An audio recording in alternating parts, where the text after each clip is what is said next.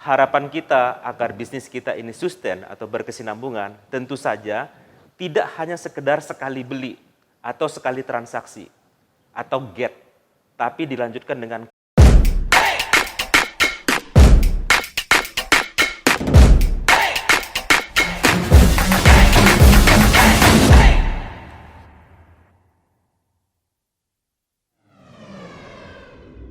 Classy People, balik lagi di program Manajemen Praktis with Iskandar Z. Lubis, Just Make It Simple.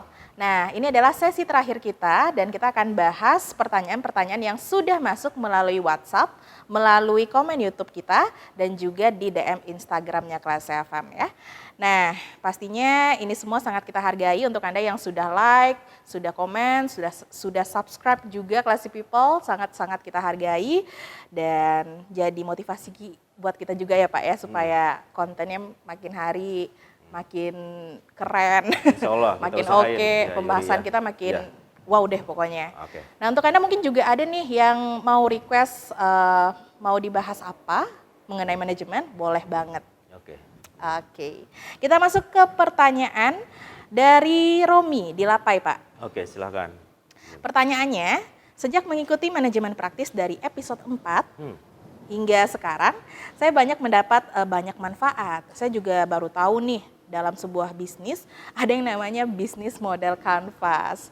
Nah, apakah BMC ini harus dimulai dengan runut, Pak? Nah, itu pertanyaannya. Karena mungkin udah searching juga nih, Pak. Oh, BMC itu banyak ya ternyata. Tapi kan yang baru kita bahas sama episode ini baru 5 ya. Oke, Romi dan Classy People ya. Jadi pertanyaannya bagus sekali ya. Jadi apakah harus runut? Ya. Kalau ketika kita memulai sebuah bisnis, saran saya memang harus runut mulai dari customer segment. Karena memang semuanya berawal dari apa sih kebutuhan si customer. Lalu kemudian bagaimana kita menyiapkan value proposition. Bagaimana kita memperkenalkannya sampai terjadi transaksi, sampai kita bisa mengantarkan hadiah ini kepada si customer. Lalu kemudian kita lebih mengenal lebih lanjut si customer melalui customer relationship.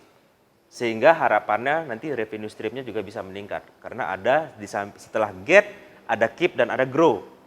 Nah, dan tentu saja ya, ketika kita tahu value yang dibutuhkan oleh si customer, ya, maka kita menyiapkan aktivitas, key activity dan juga key resource yang digunakan. Dan siapa partner kita untuk menyiapkannya. Dan itu semuanya kita hitung biayanya dalam cost structure. Namun, ya, ketika bisnis sudah mulai berjalan, kita center of inovasinya itu justru di customer relationship. Masih dalam rangka memenuhi kebutuhan si customer. Jadi setelah kita mengenal si customer lebih lanjut ya, hubungan kita tingkatkan menjadi lebih baik ya, maka akan muncul inovasi-inovasi baru ya dalam menyiapkan value proposition. Bukan hanya value proposition, tidak menutup kemungkinan kita juga merubah partner kita karena kita dalam rangka memenuhi kebutuhannya si customer kita, dan itu tentu saja akan merubah cost structure dan juga merubah revenue stream. Jadi dari customer relationship ini akan berdampak kepada yang lainnya gitu, berdasarkan penggalian kita akan kebutuhan si customer. Ada hal yang menarik ya, mungkin kawan-kawan bisa browsing juga nanti di internet ya. Kita tahu Fuji Film ya dulu adalah produsen untuk dulu kamera masih pakai ini film namanya. Ya. Mungkin kawan-kawan yang milenial mungkin nggak tahu ya. Nah, memang akhirnya bisnis itu kolaps ya. Tapi saya lupa, mau nanti tolong dibantu juga nanti browsing juga Yuri ya. Jadi ternyata karena mereka memang ahli di bidang bahan kimia gitu ya. Perusahaan itu sebagai produsen film untuk foto memang berhenti sampai di sana. Tapi dengan keahliannya di bidang kimia tadi, mereka justru beralih ya, bertransformasi menjadi bisnis untuk kosmetik. Nah, jadi artinya bisa saja justru dari segmen atau dari blok yang lain. Kira-kira seperti itu. Jadi kalau dibilang apakah harus runut, tergantung kita berada posisi mana nih. Memulai bisnis sedang berjalan, atau mungkin terjadi disruption atau seperti apa. Jadi kalau sudah terjadi disruption, bisa mulai dari mana saja. Gitu. Makanya Kenapa demikian? Kenapa dibuat menjadi simpel dalam sebuah selembar kertas? Ya tujuannya supaya itu kita bisa melihatnya dari berbagai aspek. Kira-kira begitu ya, Romi dan juga Classy People. Oke, itu dia ya, Classy People. Nah, kita bahas runut di bisnis model kanvas. Ini juga ada pertanyaan nih Pak. Ya. Dari Iya di Indarung. Iya. Iya. Iya. Iya. Oke.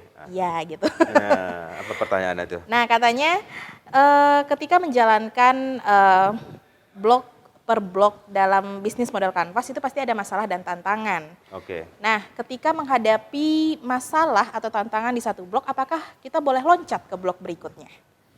Oke, Iya di Indarung ya, dan Classy People. Jadi pertanyaan ini juga bagus sekali ya. Jadi ketika kita katakanlah belum tuntas dalam satu blok, apakah kita boleh melihat blok yang lain? Kira-kira seperti itu ya pemahaman saya gitu ya. Jadi boleh-boleh saja ya. Jadi kenapa BMC ini efektif ya? Karena memang seluruh parameter dalam sebuah bisnis model itu bisa kita lihat dalam satu lembar kertas.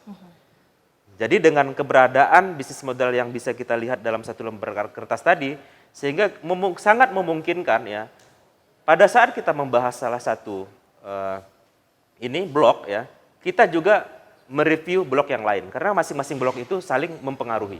Saya kasih contoh ya, misalkan ya, harapan kita di customer relationship harusnya kan tidak hanya sekedar get, tapi keep dan grow ya.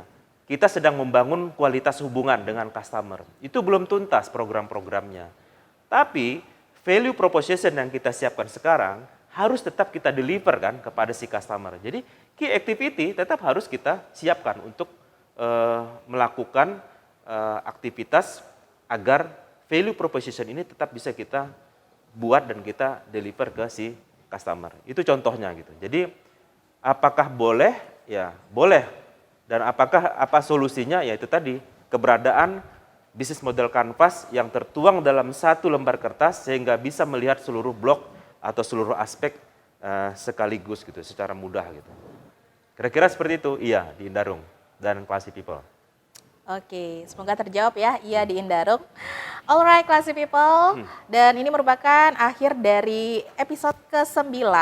Tapi di next episode kita masih akan bahas bisnis model kanvas karena ini belum berakhir. Jangan sedih ya. Oke, kita langsung ke closing statement untuk episode kali ini. Pak Is, silakan. Oke, Classy People. Dari pembahasan kita kali ini untuk 2 blok dari bisnis model kanvas, yaitu customer relationship dan juga revenue stream. Ada beberapa hal yang perlu kita garis bawahi ya. Jadi untuk customer relationship ya, harapan kita agar bisnis kita ini sustain atau berkesinambungan tentu saja tidak hanya sekedar sekali beli atau sekali transaksi atau get, tapi dilanjutkan dengan keep, artinya ada repeat order, ada pembelian ulang. Bahkan daripada itu, harapan kita, penjualan kita juga meningkat. Bukan hanya dari segi volume, tapi jumlah customer juga bertambah. Melalui customer yang telah ada. Ya, atau kita bisa menyebutnya sebagai referral lah ya. Atau secara tidak langsung menjadi marketer kita. Nah, untuk itu berbanding lurus dengan kualitas hubungan kita dengan customer. Kualitas hubungan itu ya mulai dari hanya sekedar transaksional, sampai si customer merasakan experience, bersama-sama menyiapkan produk untuk sama-sama kita nikmati. Kira-kira seperti itu.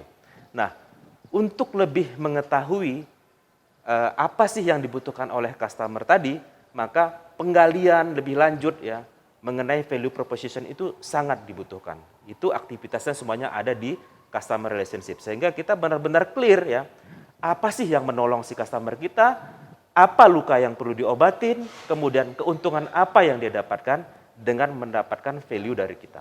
Selanjutnya untuk yang revenue stream. Ya, beberapa hal yang menjadi perhatian kita dalam revenue stream. Pertama, dari mana saja kita bisa mendapatkan revenue. Ya.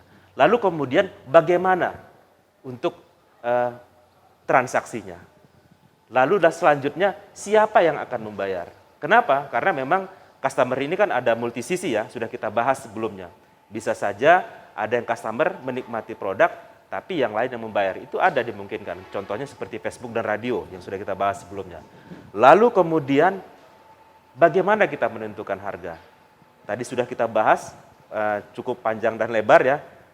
Sehingga pada akhirnya kita bisa menentukan harga yang pas, sehingga seluruh aktivitas yang kita gunakan untuk menyiapkan value proposition dan juga menghantarkannya kepada customer kita itu memungkinkan masih mendapatkan margin. Nah, kira-kira itu mungkin kesimpulan yang bisa kita catat dalam episode kali ini. Mudah-mudahan dalam episode berikutnya kita bisa memberikan penjelasan yang lebih clear lagi. Demikian Classy People. Oke, Classy People. Nah, kita masih ada PR 4 blok lagi ya Pak ya di 4 bisnis blok modal lagi. kanvas. Siap. Di next episode kita akan bahas, yuk untuk Anda jangan lupa di like, di komen, di share, di subscribe, dan juga pastinya di share ya supaya makin banyak orang yang mendapatkan banyak manfaat. Oke Classy People, kalau gitu saya Yuri Adeline pamit dan juga praktisi manajemen kita yaitu Bapak Iskandar Z. Lubis juga pamit. Salam manajemen praktis. Just make it simple. Wassalamualaikum and then See you.